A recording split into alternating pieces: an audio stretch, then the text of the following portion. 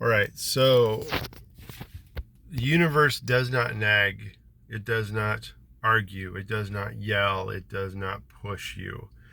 And whether you call it the universe or God or your inner self or your divine nature or, whatever word you want to use, title you want to give it to describe, you know, the being that is outside of our physical side. It doesn't always come across with a lot of force. It might be a radio you notice, a song that playing or keeps playing, a song that gets stuck in your head, you wake up with it in your head. Sometimes it's just a little feeling something isn't quite right, something needs to change. And sometimes it's just a little voice inside your head and you're not even sure if it's really there. Those are important, and I think you can discern between when it's something you're trying to make happen in your head or a voice you're trying to hear or a radio song that comes on that you try to give meaning to. I think there's a lot of potential for you to try to interpret what you think the universe or God or your inner self is trying to tell you. And I think when it's trying to answer a question, when it's trying to tell you a next step, that's you trying to look for an answer. When it just comes across as a feeling, an intuition, an idea, a thought, it's usually pretty quick, and it's something that is very easy to dismiss or easy to overlook or easy to decide not to follow it.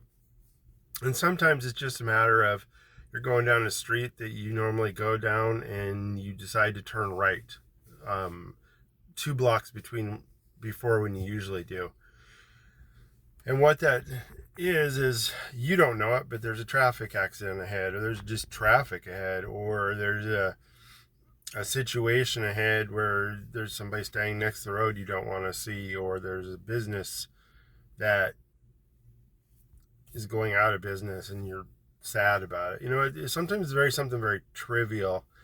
Other times it's a little nagging feeling, not nag like it doesn't tell you, but nagging like maybe I should listen to this. Intuition, a feeling, an idea, a thought, a word, a song, and you're like, why did I wake up with that song in my head? So here's the biggest one that's happened to me recently. This was almost a year ago today, but the repercussions were huge for not listening to it. It wasn't just missing a little bit of traffic. I was riding a new mountain bike I had at some dirt jumps. They're pretty good sized dirt jumps. And I just changed out the front suspension. It's a front and rear suspension bike. And when your front and rear suspension on a bike don't work together, the bike gets off balance very easy all by itself. And so it doesn't ride smooth. It doesn't react the way it should. It bucks you forward, or it's too soft in the front, and so you come down and it digs in. That's kind of neither here nor here, just trying to give you some reference. So I was riding the dirt jumps up at the top of this place, and they're not as big, and I was with some friends, and I just wasn't really feeling it. Like, my energy level that day was okay, but it wasn't great. I wasn't really into it like this is a great session. And the bike was not feeling right. It wasn't balanced. And so I decided, I got the energy to keep doing this. I got the time to keep doing this. But I decided, you know what? It just doesn't feel right. And so I was like, you know what? I'm out of here, guys. Maybe come ride tomorrow. And I left feeling pretty good. And you'd think that'd be the end of the story. Like, yeah, so what's the big deal? Well, the thing is, there's bigger dirt jumps on the way out of this place. And I was feeling comfortable and casual, and I thought, I'm just going to hit those on the way out. Just I don't want to end the day, on, just riding half-assed up at the top. And so I hit these jumps that are big, and the first one was okay, but there's a series of 4. And the first one felt okay, and I was going pretty fast. And the second one, something happened. And I really can't tell you what. I know the suspension was not balanced, and I don't know if the rear compressed too much. I don't know if the front rebounded too hard. At any point, it shot me about 6-8 feet up in the air, halfway upside down. Like I did half a flip. And I came down right on the back of this shoulder from that distance. And, landed on my shoulder, my head. I got dirt on my shin guard. I ended up at the bottom of this jump, which is about another 15 feet down a hill. And I stood up immediately, and my bike rolled, but the handlebars were crooked. And stood up. Guy standing back there a little ways. All my friends are still at the top of the hill. They didn't see this. There's a guy standing there. He goes, "Hey, are you okay?" And I'm, full face helmet and all that. And obviously not completely with it. And I go, "Yeah, I'm fine." And I take off out of there, I'm walking my bike. So I had about 1.5 miles walk to get back to my car. And this happened during a lunch break at my work. So I text my boss and say, "I'm not coming back into work today, accident." Kind of cryptic, probably wasn't the best thing. Obviously, he got very concerned. I talked to him later. Get to the car, get the bike loaded up, start driving home. Call my wife on the way home saying, "I'm on my way home. I think I need you to take me somewhere when I get there." And she was concerned because that's, she thought I was still at work. I mean, she knows I ride my bike on my lunch, but she thought I was just at work. So what's going on?